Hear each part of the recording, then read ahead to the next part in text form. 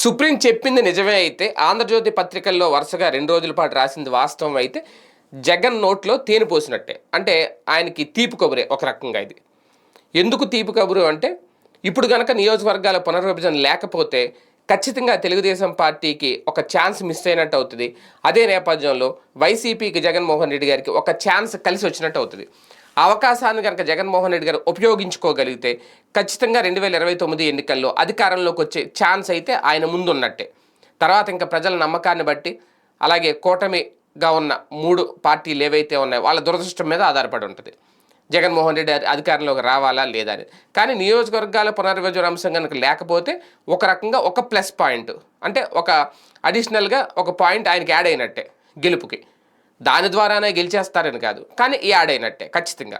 ఎందుకంటే ఛాన్సెస్ తెలుగుదేశం పార్టీలో చేతిలో ఉండవు ఒక రకంగా. ఎందుకంటే ఎన్నికల కమిషన్ కూడా అలాగే అనుకుంటుంది అనేది వాళ్ళు రాస్తున్న వార్త.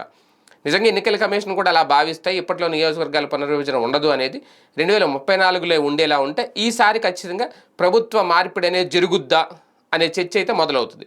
తర్వాత వీళ్ళు ప్రకటించే సంక్షేమ పథకాల మీద, వీళ్ళు తీసుకునే నిర్ణయాల మీద ఖచ్చితంగా అది డిపెండ్ అయి ఉంటుంది. కానీ ఈ లోపల మాత్రం జగన్మోహన్ రెడ్డి గారు తీసుకునే నిర్ణయాలు, ఆయన చేసే పాదయాత్ర, ఆయన చేసే జిల్లాల టూరు, అలాగే ఆయన ఈసారి ఎలాంటి నవరత్నాలు, ఎలాంటి సంక్షేమం కాన్సెప్ట్తో ముందుకెళ్తారు అనేది ఒకటి. దానికి అడిషనల్ అడ్వాంటేజ్గా ఇది కూడా కలిసి వస్తుంది. అదే కనుక జరిగితే ఖచ్చితంగా జగన్కి వైసీపీకి ప్లస్ పాయింట్ అవుతుంది ఈ నిర్ణయం అనేది రాజకీయ వర్గాల్లో మొదలైన చర్చ.